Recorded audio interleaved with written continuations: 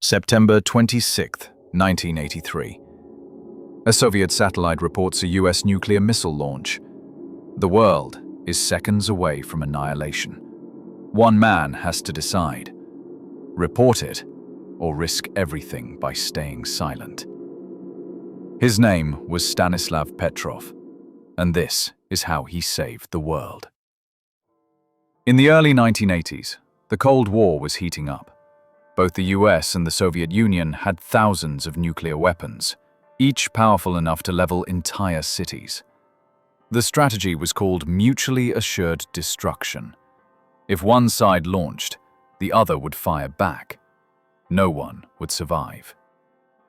Tensions reached a peak in 1983. NATO was running military drills across Europe, simulating a nuclear war. The Soviets feared it was a cover for a real attack. Soviet leader Yuri Andropov ordered his spies to look for signs, even tracking blood donations and political visits. On the night of September 25th, Lieutenant Colonel Stanislav Petrov took a night shift at a secret Soviet bunker south of Moscow. The sign outside read, "Center for the Observation of Celestial Bodies."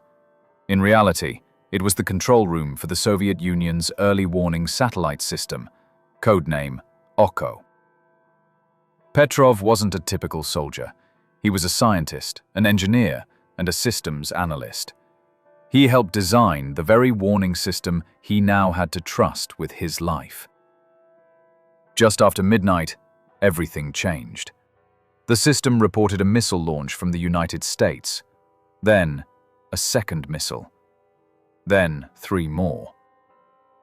Protocol was clear: sound the alarm, report to Moscow, trigger a counterattack.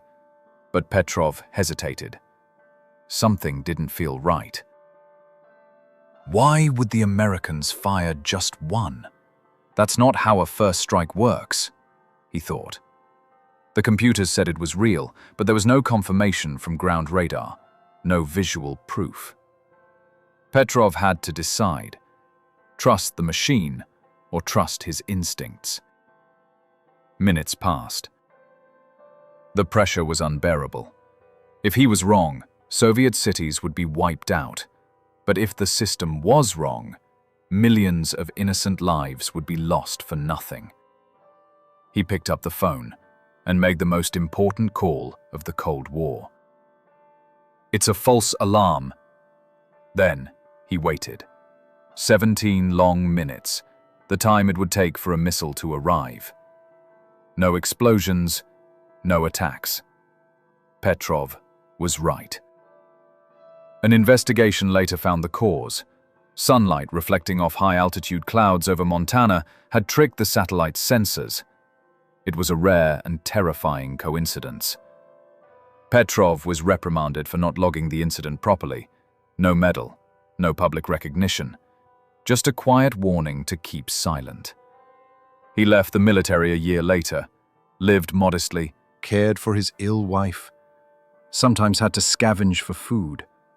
For years he told no one what he had done, not even his children. Only after the Soviet Union collapsed did the world learn his story. He received honors in the West, but was mostly forgotten at home. When he passed away in 2017, it took months before anyone even noticed. Today, the threat of nuclear war still hangs over the world. The doomsday clock is now closer to midnight than ever before. Stanislav Petrov once said, "You always need a person to launch a missile. And a person can always make a mistake." That night, the world was lucky. The right person was in charge. Don't forget his name. If you learned something new today, hit the like button, subscribe, and share this story.